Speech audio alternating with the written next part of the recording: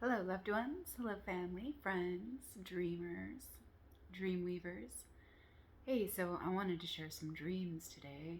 Um, that I've had the last couple weeks, and there's been a ton of them, and a lot of them were just mind blowing and pretty profound for me, and exactly what I needed for my being. So, I wanted to share and offer it. Yeah, just not sure what I'm gonna start with or what wants to be shared, but there was um, some gems, that I received from me, for myself, and I just want to offer them as a gift to anyone who's open to receive them, and kind of start maybe looking into your own dreams or set the intention to recall them and to receive the messages from them or to work with them and play with them because they've given me so much and helped me with a lot of clarity and just confirmation and affirmation of what I was feeling and seeing and receiving, and it just kind of um, helped me put together a map for myself for navigation. And so maybe I'll start with the one that I had yesterday because that was a pretty great one for me. Yeah, there's a lot of good things in there. So the dream was set at a concert hall or some kind of a mall, like an indoor mall, but it was like a lot of open spaces, and it was definitely like that mall kind of feel where there was a food court and all sorts of different levels and stuff to it, though, like in areas to congregate in and all of that. And so yeah, we were there gathered for a music show or for a concert of some kind. I'll just start reading it and share the messages that I received from it, and there's still more in it. So we'll see what comes of this. So I'm at a concert hall at the mall or some kind of venue, music show with many shops, benches, places to gather, tables, um, to and little places to get food, to congregate, to wander, walk through like a maze. I drove myself here, and I am alone, but will be meeting others to be together. I'm wearing a cute outfit, a short skirt, and a nice top, and put together nicely. I feel vital, alive, beautiful, hot even. Confident, independent, self assured, like I belong there, or I belong to myself. Self with a capital S. So, looking forward to the music that I like being played, and there are other musicians on the main stage that I don't really care for all that much, but they're okay and they're kind of entertaining. Or, to most anyway, catchy kind of tunes, although not my style anymore, maybe back in the day. Anyway, I decided to walk around in the mall and through the mall and get some food or hang out and mill about and mingle with others who are doing the same. They are in their own pods or bubbles of reality, in a sense, in their own little groups, doing their own things in their own ways. There are multiple open levels above, mid, and below.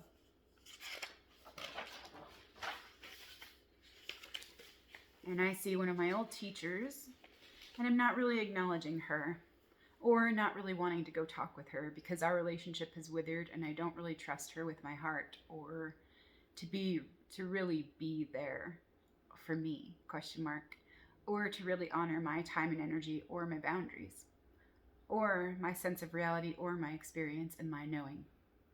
She's got her own agendas, maybe, to feel right and play a role.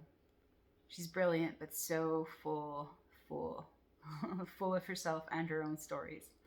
And I just walk by to look for something else or be with others who will be with me as I am or honor me more fully. And I see some family members and old friends, some on mid levels in some of the stands, and some sitting below, eating their meals. And I'm harassed momentarily by three males, two white males and one black male. They are agitators, paid thugs. So some of them have come to destabilize and cause trouble, strife, and exploit emotions and rile up the energy and potential mob mentality through fear, anger, vulnerability, bullying, guilt, intimidation, accusation, blame, illusion, labeling, taking advantage of the energy or hooking it through these mechanisms to drain our power, to harness it and use it against us, to cause division and chaos, violence, to turn us on ourselves. And I avoid them, or I set my boundaries, question mark. I know there are those to stay clear of. They do make me angry for a moment. But then I recenter, and they really have no power unless they use mine and those around me. Seems like I'm on the midsection now, or a higher level, and can see a good view of people passing by and sitting down below, gathering and eating, consuming, taking in energy, food, fuel. I see family, cousin and aunt, and then another friend. And then I see my teacher again, and she's with someone else from our medicine community, from our old medicine community, and I choose to keep my distance and not approach or engage. But it seems like we actually end up sitting near each other anyway, and I get drawn into a conversation that they're having about my cousin. Like they all know him from energy work and shamanic work with the plants and the masters, and it's interesting, the relationship dynamics and connections. A small world after all, isn't it? And then I feel it's time for me to leave. I just get this feeling that it's time to go, like right now. And I'm wondering how to slide down to get to the ground level without having my skirt come up and leave me somewhat exposed or compromised. And I hesitate, wondering how my teacher would do this or manage this without making a fuss.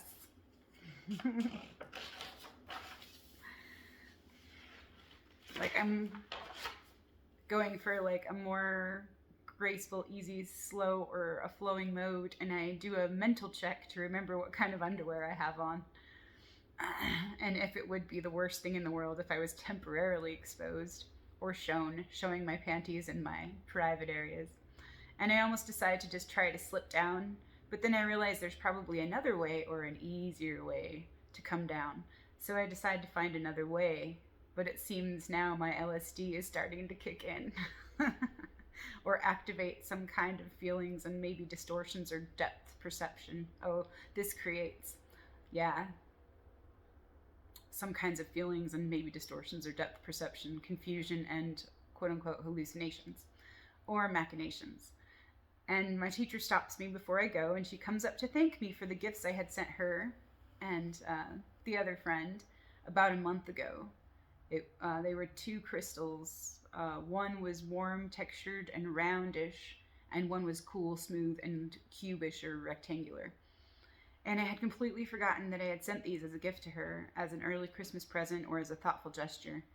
And just remembering, oh yeah, you're welcome. And I had forgotten that she had realized the significance and wanted to express thanks and gratitude for the offering and the gift with no strings attached.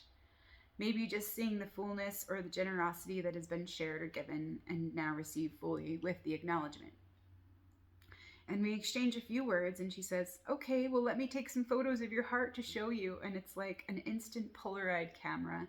The pics come out, but they're also projected as jewels and strings of precious gems and beads, red, orange, maybe yellow and green. And she says a few things about the reading, like raising the frequencies and the higher planes of consciousness being anchored in and received, and a few other tidbits about the gifts, codes being activated and projected, expressed, available, in motion, unfolding.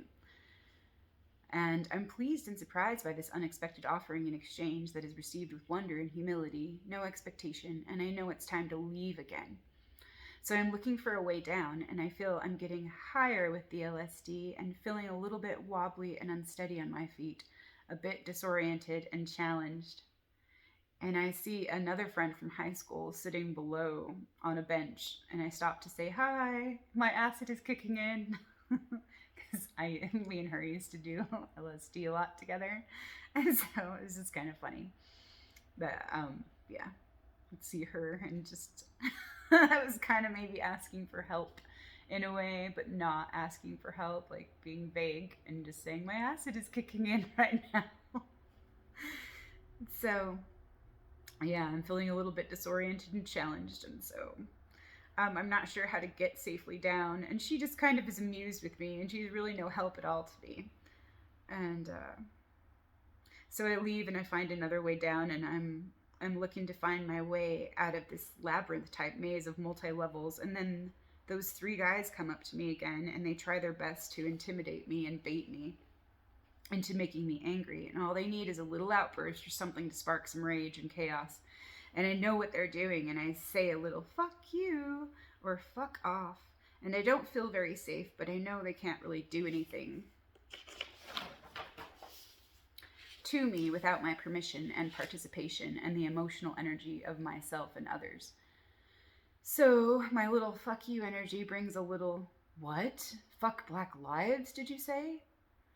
Um, from the black guy, which means he's willing to use or will use my hostility to fuel a mob mentality and label me as a racist, falsely accusing and pointing the finger of blame and projection against me to cause confusion and unconscious rage from the masses of groupthink, like screaming "burn the witch" at a witch trial mentality frenzy.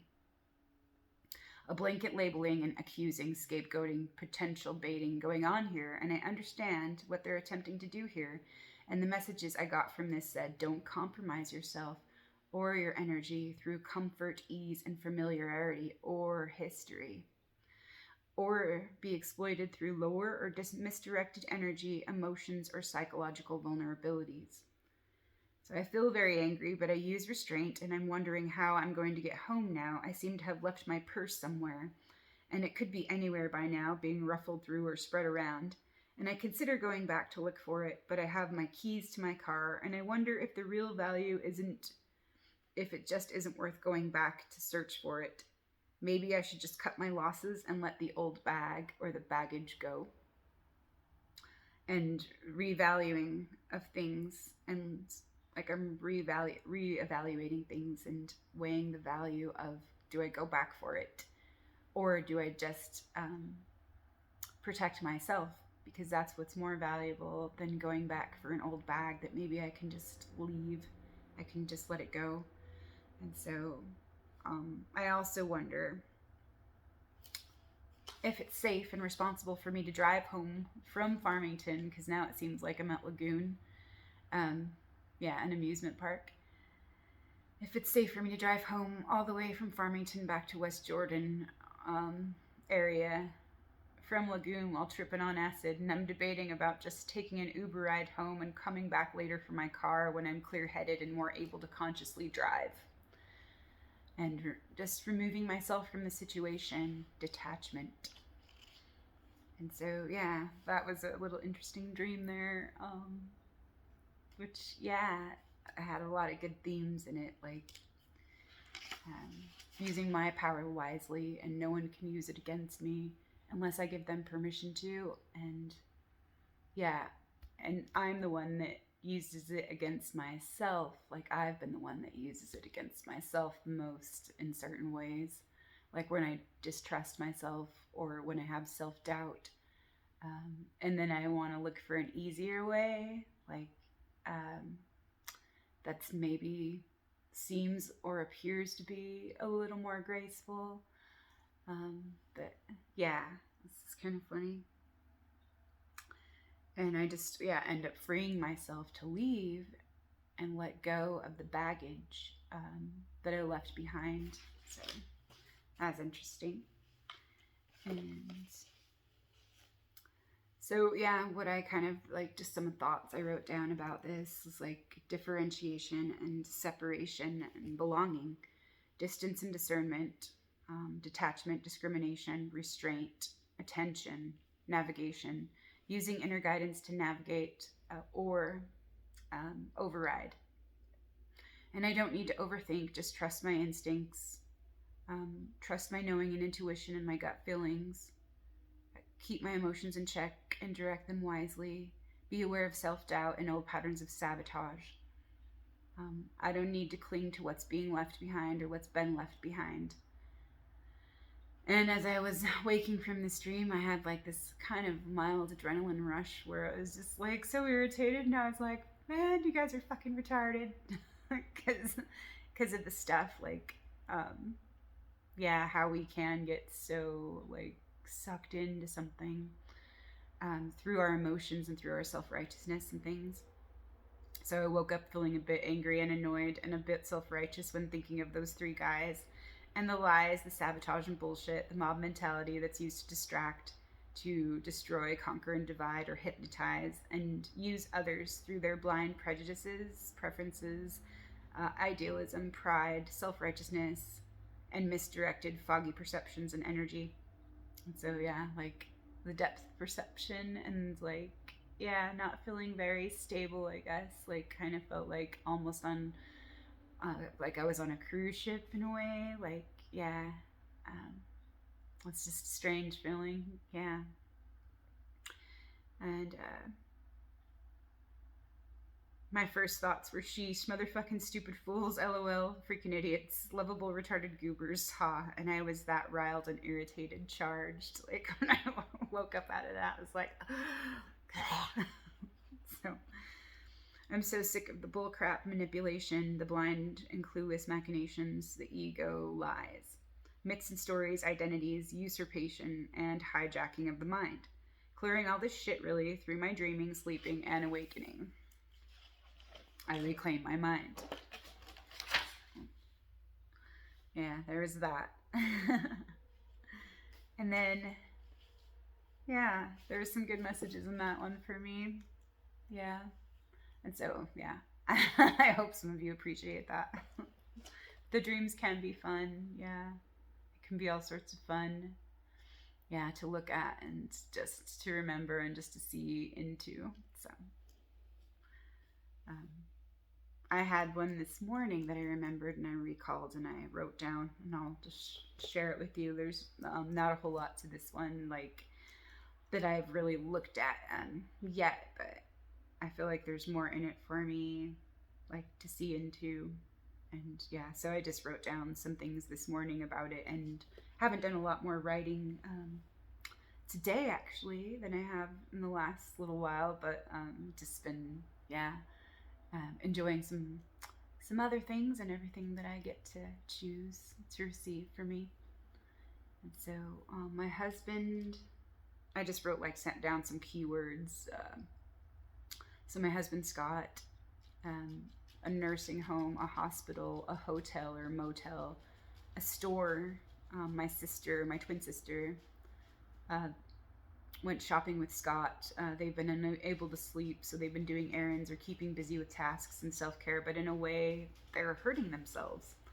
And they're not respecting certain energies or others that may need to clean up after thoughtlessness or passive-aggressive actions. So, in one part of the dream, I'm waiting in a car for Scott, and there's detours, and then at one part of the dream, I'm in a store. It's like a trading post attached to a small motel and a coffee shop. And then, like, I realize I'm wearing pants that don't really fit me. Like, they're tight in some places and they're really baggy in other places. And they're, like, it's really hard to move around and navigate, like, back and forth because I've been forgetting different things and I need to travel back to collect what I need and return to pay for my purchases or my debts. And it feels very uncomfortable to wear these clownish type pants and that don't fit well anymore, and it's hard to get around and get up the stairs, and they're becoming quite a hindrance to moving freely and easily where I need to go and return to. And I didn't really like the feel of this dream. It was uncomfortable, but it wasn't terrible. And my husband had gone to have kidney stones removed.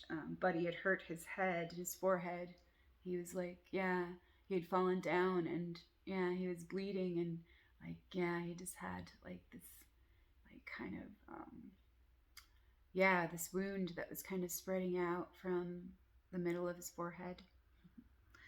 And so, yeah, he'd slipped and fell, and after taking pain meds, or just, like, being disoriented after a surgery, maybe. And then I'm going down a long hallway in a nursing home or is at the hospital, and Scott is peeing in a corner all over a supply shelf, and I think he's being or acting like a petulant teenager, being passive aggressive and unconscious. Or maybe he's doing this for shits and giggles, but it feels a little hostile. Maybe that's the shadow side of the rebel. So I'm waiting for him in the car at one point, and I feel this is a pointless car ride, and I wonder why he wanted me to come with him, because he should have just left me at home so I could sleep. But there doesn't seem to be any point in me or my being here. LOL. Nothing for me to do but wait and choose patience. Or next time, maybe ask where we're going and why, and what he needs from me, really. And is this my need to understand, control, or avoid the uncomfortable? Or we're just waiting for the scenery to change to my liking and preference. So I'll look into that one a little bit more, and that is kind of funny. Yeah, some of those themes and scenes. Yeah, this is kind of funny too, like avoiding the uncomfortable, or and also like, yeah, those pants that I was wearing that were uncomfortable, that really made it hard for me to get around. And it was, yeah, like I had ordered a coffee, and then I realized I'd forgotten my wallet, and so I needed to go up some stairs and down a long hall to get to this motel room that we were staying in. And um, then I went all the way back down, and then I had forgotten something else, and it was just like trying to get places with these pants on, and it was so hard to walk around in. And it was just kind of like, maybe that's like kind of symbolic of sometimes how we don't like to change because we want to stay in the familiar, what we know or what we think we know. And even though it's like really a hindrance to us, like in getting around or in moving about, or really even like stretching our comfort zones and growing, but and it's like a great waste of energy too as well. So that's kind of funny. But yeah, some of those dreams have some good messages for me. And let's see what else we have. Okay, well, I'll start with this dream that I had on the 13th of this month. Oh, so funny and strange. Okay. I'm working at some kind of high-end like skin club with gimmicks that sell flesh or sex appeal or entertainment fantasies that seem real. What really is the deal? What am I doing here? LOL. Am I like working there or running some kind of scam or a con job or an operation for myself? Am I pretending or playing a role so I can find something out? Doesn't all seem to be legit or on the up and up. There are people and old friends that I've known, and a few others that are in line waiting for a table, a date, or a ride. And it's a gentleman themed place, but reverse. They're the ones that are on display. The masculine preening and for sale ? For a short time to please and excite, flexing their muscles and doing handstands, some of them showing off their prowess and desirability. And it's strange. It's like there is exclusion, or it's exclusive, or it's exclusionary, and they won't allow certain people in if you don't meet some kind of quota or measurement stick standard of worthiness or perfection, ideal or feel or description. So there's discrimination there. So I know in a way that I'm playing some kind of game, or is this a detective strategy to detect or change something, or to influence mind behavior, or use it to my advantage through playing right back with or through my own schemes, role stories, or acting pretending? And so then I see some other people there that I know.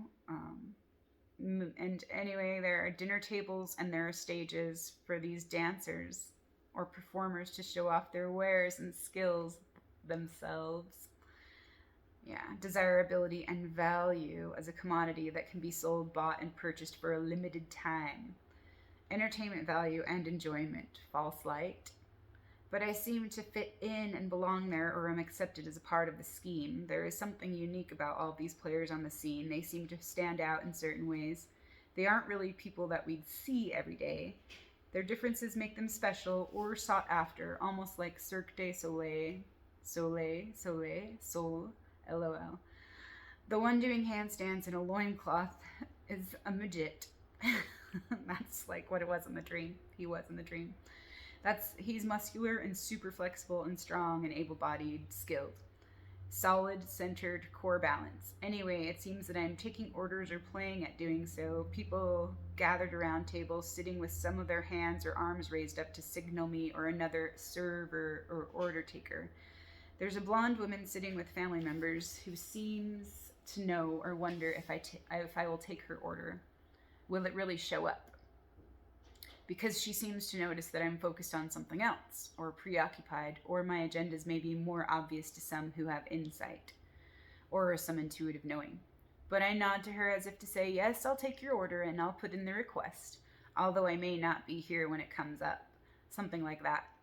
It's funny and selective, not really first come and first serve, like we have a choice who we want or would like to give our energy to or serve and respond to.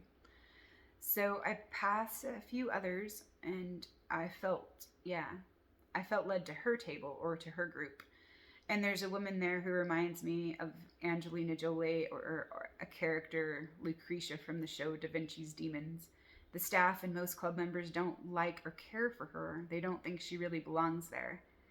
She doesn't meet a certain standard. Who's making the rules here anyway?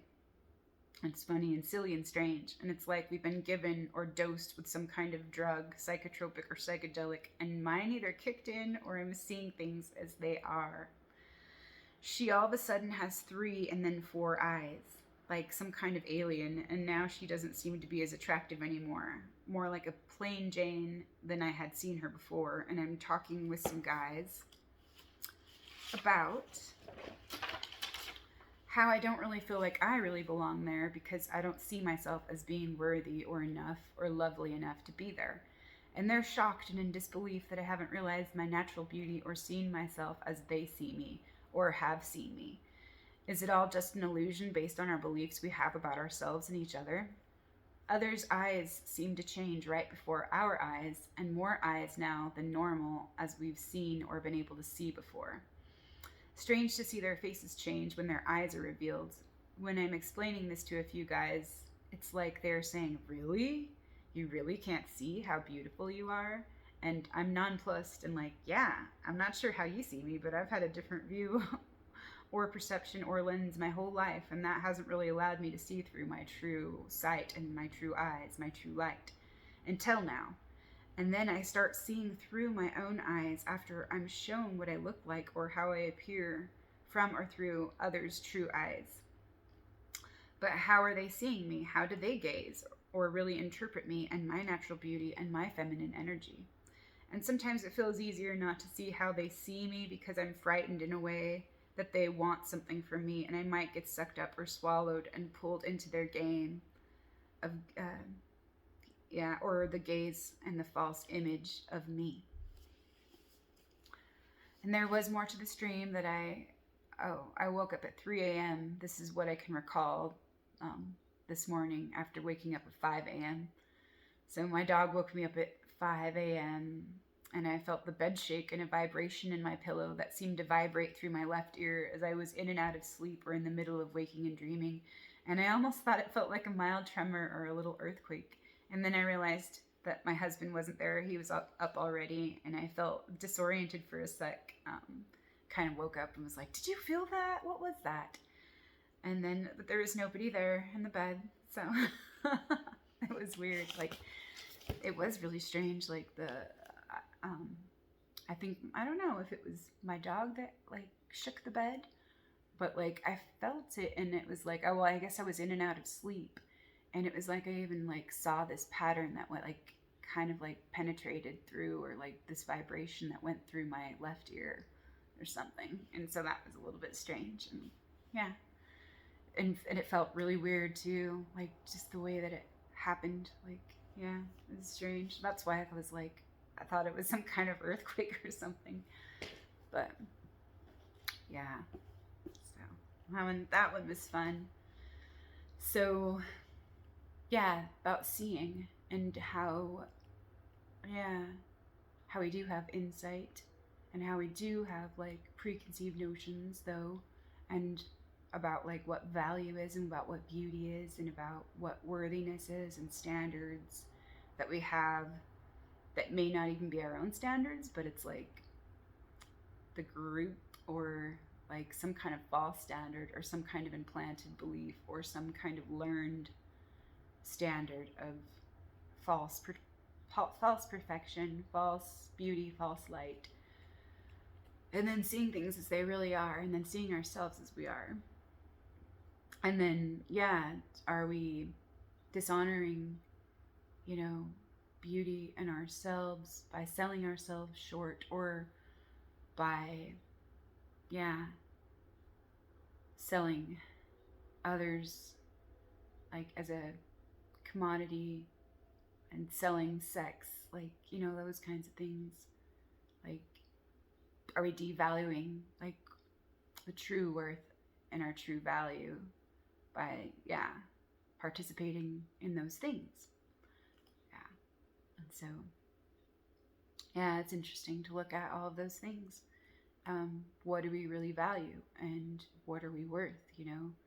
And can we even put like, yeah, a value or a price on like who we really are? And yeah, if we really don't know what we're giving away or selling or buying into. Yeah. So there's those good things to look at. And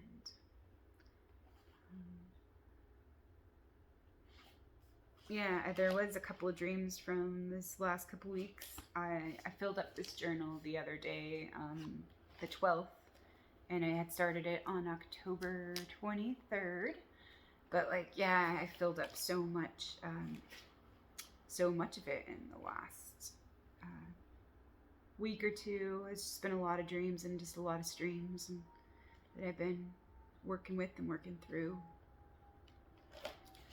And so I will share something that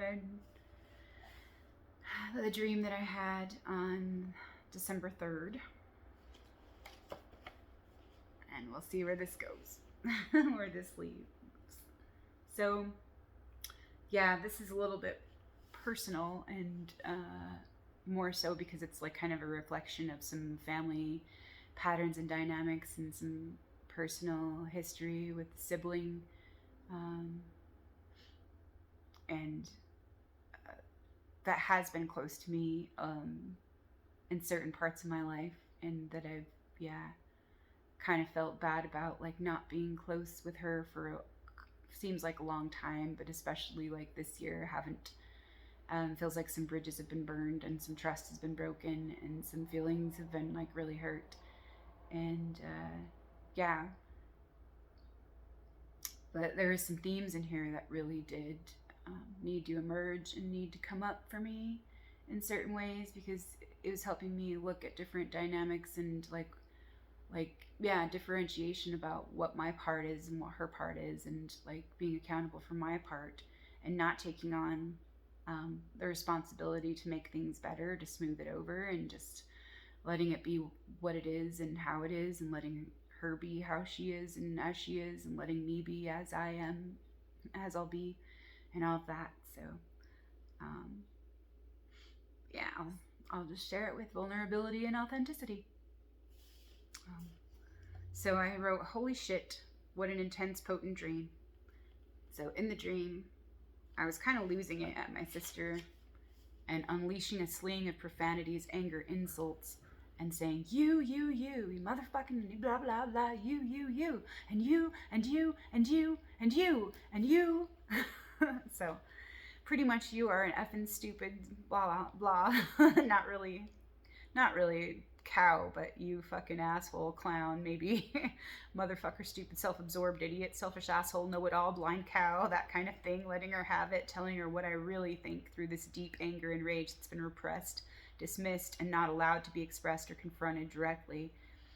And it was, oh, there's something weird that I wrote down, and I don't, yeah, know how it fits into this, but I'll share it. There was like a hidden leak under a sink, question mark. Yeah, so it was like an energy drain. So, yeah. So we're at my old mother-in-law's house, coming out of an old bedroom downstairs, and I have an old high school friend there as well. And they had been talking shit about me and saying and speaking untrue and unkind, ignorant things about me, and I feel so angry, upset, and fed up and betrayed, targeted unfairly, scapegoat. And they're so very two-faced and are wanting to target and blame so they don't need to own their own shit and their own accountability. They feel the need unconsciously to blame someone else and make me wrong or lesser than.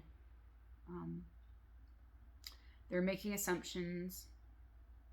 They're making their own assumptions or just winging it as they go along with their gossip, their slander as they go along to make someone, me, lesser than and wrong, devaluing and scorning my changes because in a way it intimidates, confuses, triggers them, and the apathy or the stuck patterns they've been stuck in, like they've been trauma bonding, using their energy, yeah, to play like Mother Superior. So I'm furious and livid with her, my sister. I'm so tired of her bullshit, her lies, and her victim stories, and her overprotective, excessive secrecy that is a form of ego trickery and armor to shield herself. But it pushes everyone away and it alienates those around her, and I'm fucking fed up with my old friend. I'm disgusted and I'm so done in a way with her BS because she plays so dumb. She plays at being so dumb. Like she hasn't done anything wrong, and yeah, she was just there listening and going along, just going along unconsciously and obliviously, not taking responsibility for her own messy relationship that she's played a big part in creating. And she's really not as dumb as she's playing at being. Oh, it's a way to shield herself and not own her shit and her accountability.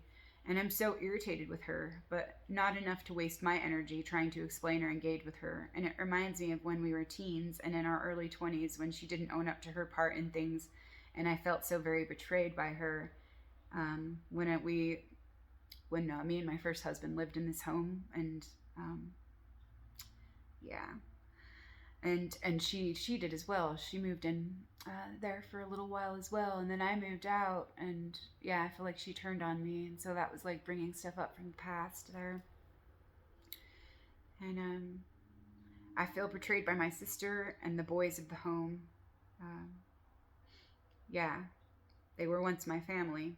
So anyway, my sister has some kind of a gig coming up, and in this dream there's a backstory or description.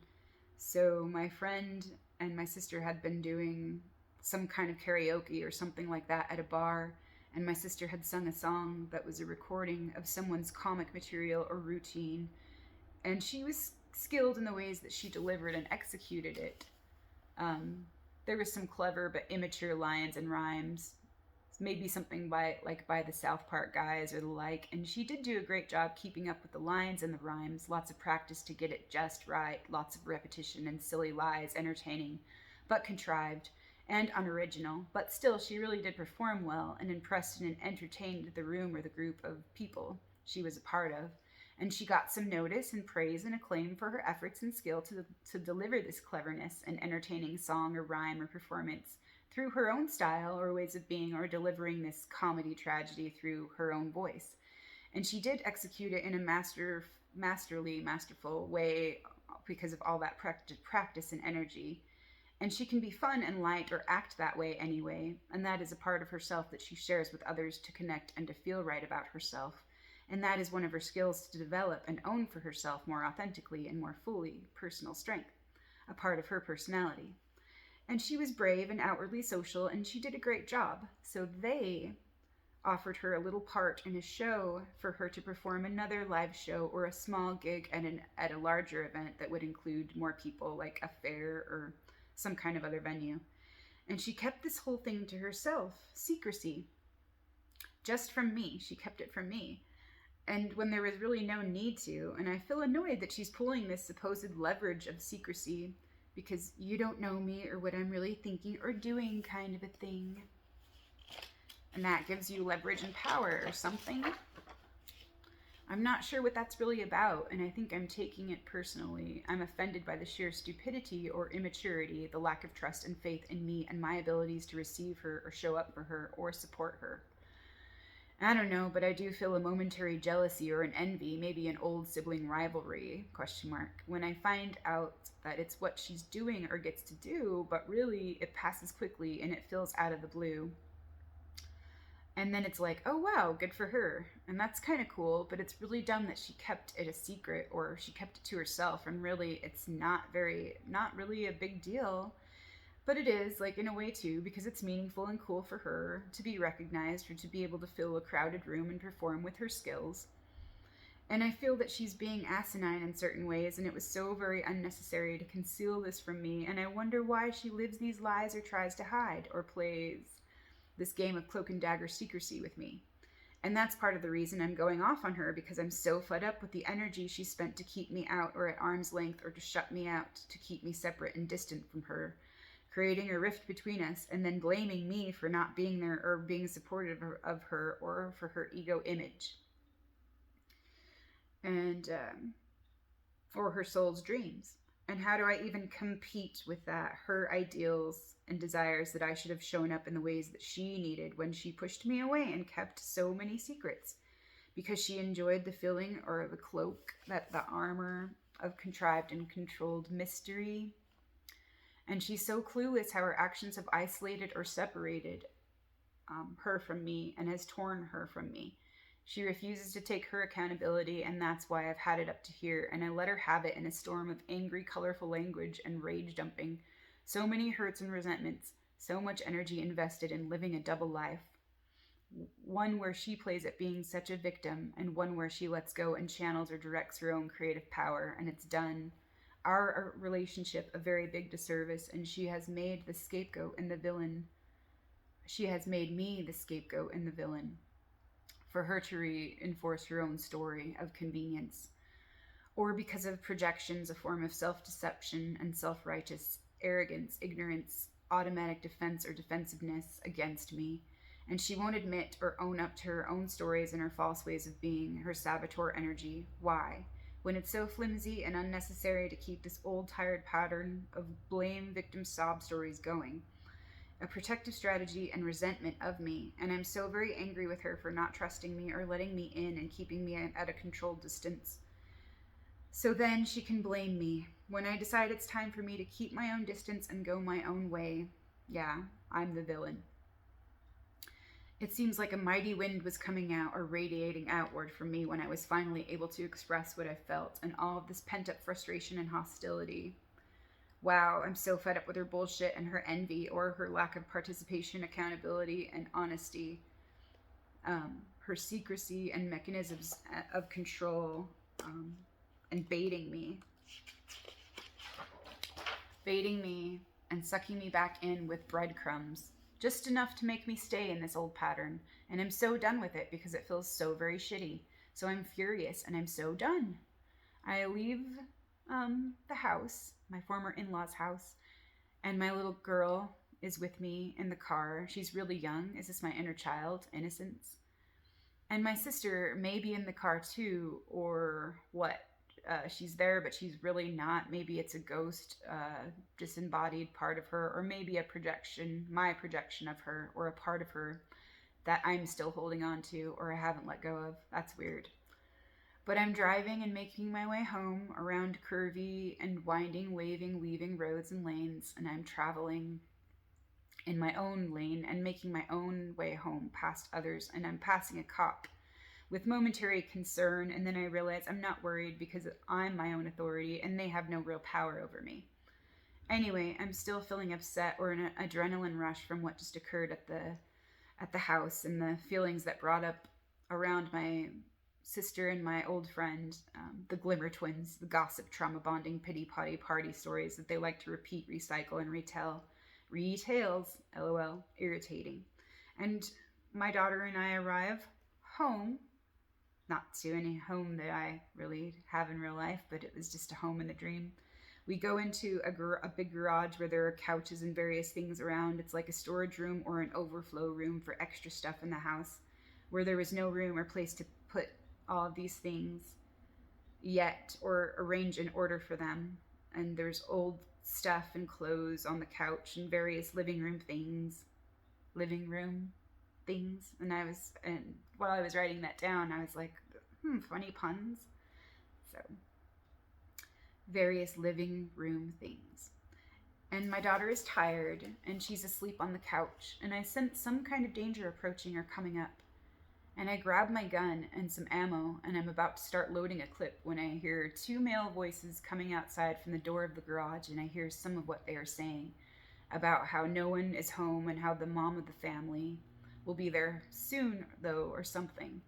And that's weird because we just left the house, um,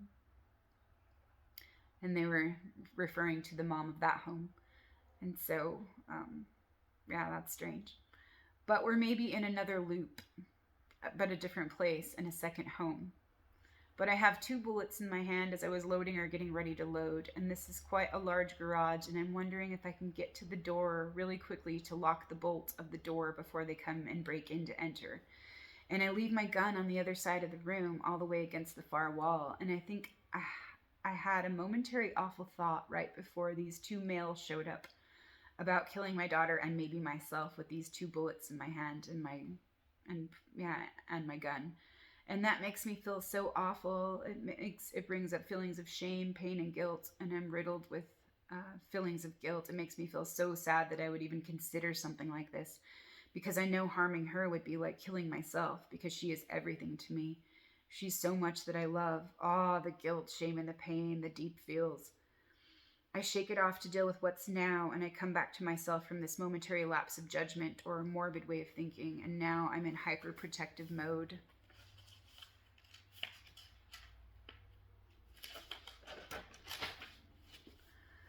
To protect my daughter and myself at all costs, looking for options to hide her and to stay quiet, to avoid these looters or robbers who are up to no good and here to just take and steal.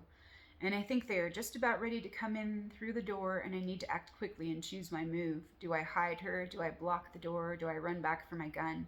I don't have very long before they enter, and I'm not sure what they're capable of and what they might do to hurt or harm us. And I'm not sure that my daughter will stay quiet if I wake her up, and I feel silence and surprise is the answer. Or hiding or concealing her may be our best bet to avoid their attention and ill intentions. So I think I'm about covering her up with the laundry that's on the couch to protect her, but I may not have enough time. I'm running out of time to protect her, to hide. Fear of these predators, adrenaline spikes, and a rush, and then I wake up and I catch my breath. There is such intense feelings, guilt, shame, fear. I need to act to protect what's so very dear. So whoa, what a potent dream, and so relevant to what has been unfolding the last week, and sorting through and processing all of these things, themes, and feelings around partnership, dual natures and relationships, choices, strategies, and actions, accountability, protection, survival strategies, lapse of judgment, old wounds, resentments, and defense mechanisms, old self-destructive thoughts, habits, patterns, and programming, false distortions to distract and contract.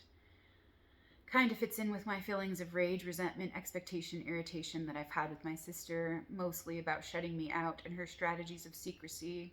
So much energy put into isolating or separating or protecting herself from me. Also targeting, condemning, blaming, projecting, scapegoating. Where might I be choosing the same?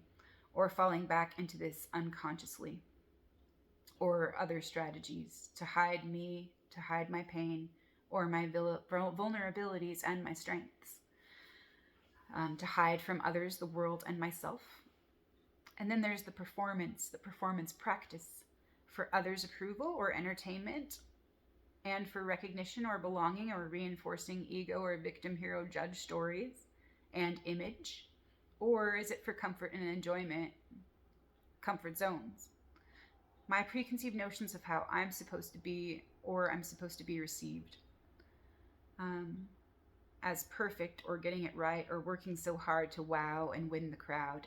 Impressing myself, is that what it's about? Or others, maybe. LOL, not really original, but it's scripted and it's acceptable. It's borrowed, copied, emulated, and enacted. It's worn, and or it's familiar. It's old mechanisms of survival, coping, or pretending. Following old programs to feel clever, or superior, or adored, or self important, or in control. And what parts of me have I been shutting out, disallowing, or keeping myself separated from um, myself and others? Where am I acting? Where am I playing roles or distracting, pressuring myself? Where am I shielding or showing myself? What part of me do I need to protect? And what part of me have I been overprotective of? And I said protecting, confusing, and hurting me, question mark. Where, yeah, so I guess really in an effort to protect myself, have I been confusing myself and hurting myself? Or, yeah, is it old self-destructive behavior? Or, yeah, that hurts me and maybe another that I've been in relationship with. And maybe it goes both ways too, that we weren't transparent with ourselves or each other, you know? So, yeah, that was all that I wrote for that one. But yeah, that was a pretty potent one with a lot of different themes, and like with the guilt and the shame and the fear.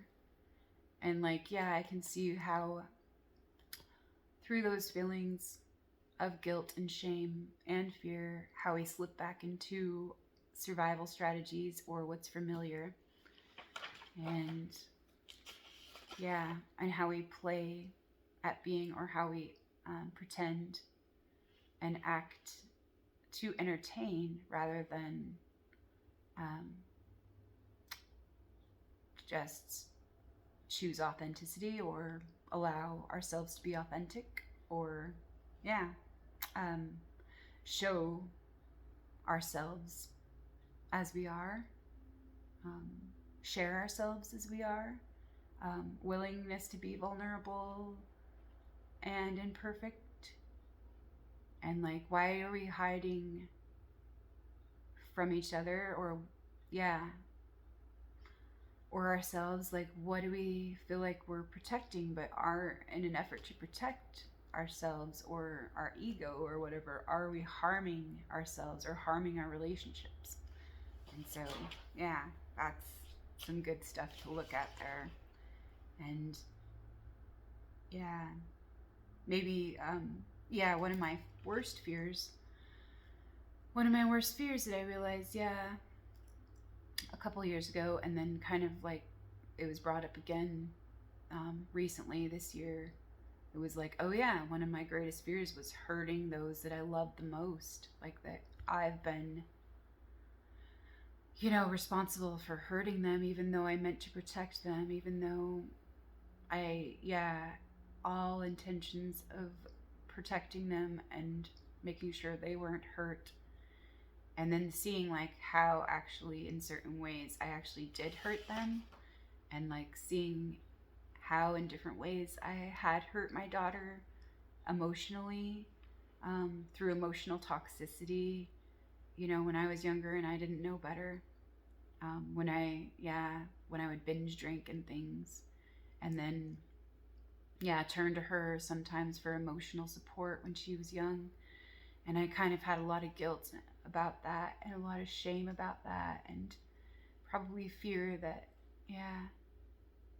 that she was hurting and that she would shut me out because of that, you know, and keeping me at arm's length. Like, I feel like, some of my family members had kind of distanced themselves from me in a certain way.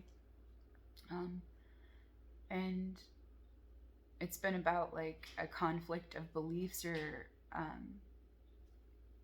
just different perceptions that we have and different stories that we have that aren't aligned. And just kind of looking at those things with the relationship. But sometimes it feels really good to get things off of our chest and to clear the air and to have that confrontation. But like we're scared of it too, and we don't realize that, yeah, because we perceive it as like really dangerous to us. But maybe it's exactly what we need to face that, you know? And to also own our own accountability for our part in creating, you know, um, the pain that we're feeling, or, yeah, or not like addressing it or confronting it, or um, expressing how we really feel. You know, sometimes that can create more pain and discomfort and dis-ease. So yeah, there's a lot to that. So maybe I'll share just one more dream. But yeah, as you can maybe see, there's a lot of potent themes in here, and it's like things that we've repressed or that we've suppressed or that we haven't quite, yeah, addressed. And so it's good to like look into those things and forgive ourselves for not knowing what we know now, and, you know, like forgiving each other too and letting it go. But also it's right to walk away from certain things that are hurting us and haven't been honoring us. And yeah, to honor ourselves and to, yeah, put boundaries into place and say, nope, this isn't acceptable to me anymore, and withdrawing and detaching and yeah, letting go of the relationship for now, like, you know, until there's accountability taken, and until we can share with each other in transparent ways and clear the air. So yeah, I feel like that's some good messages in there for me. So here's one more dream, and this is a dream. Let's see if I can find the date.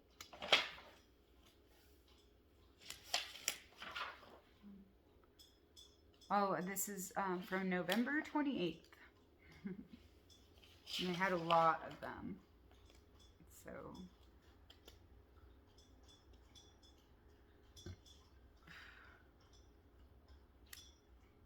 So there's this dream where I'm driving in a car, and I'm driving, but I'm really tired, and I'm feeling weak, and I'm feeling drained, and my seat is reclined, and I'm having a hard time staying awake and alert.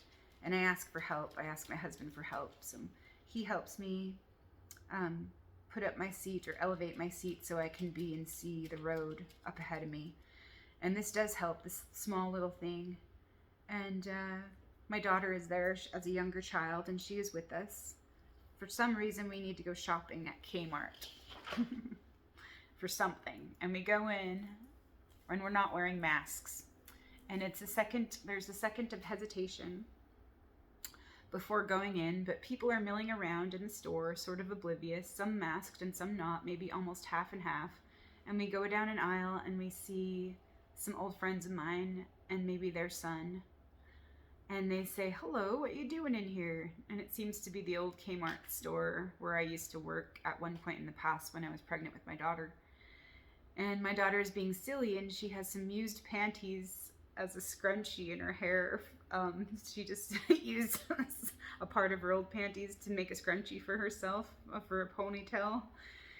And we exchanged some pleasantries with my friend and their family, and I can't remember what was said exactly, but I have been thinking about this friend lately, and so that's interesting. She was in my dream, and I'm unsure about what this theme in this dream was going to show me, but what I can see is that my daughter is an innocent child, and she's using resources and being creative with them because there's no judgments about what it is or what it was, and she's just making use of what she can find, and that she doesn't have any preconceived notions about them. It is what it is, or what it should be, or what it can't be, and just use the tools and the gifts that are at our disposal. And let's not be so limited in our thinking. So, like, the old panties is a hair scrunchie. So funny. Okay, let go of the superficial labels and social constructs of what things are and how they should be for social acceptance and niceties. That's pretty funny. So I'll just leave it to a kid to teach us those things, our inner child. Because really, sometimes it's all in the mind, and it's like what we believe or what we choose to think about them. And so that's kind of funny. It's all in the mind.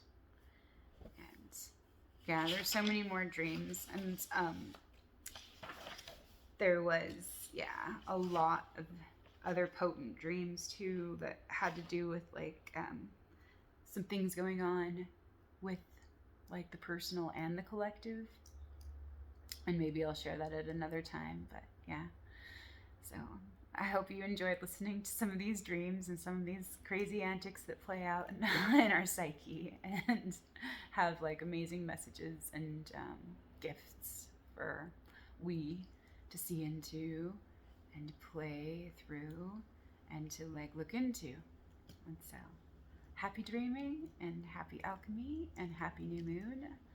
Energy still in play and the momentum, like, yeah, it's really, it is like really potent and playful. And so, yeah, we can use that. We can utilize and call on these resources and use what's available. And so, with that said, yeah, take good care of yourselves, be well, and be loved for yourselves. And yeah, happy dreaming. We'll see you for now.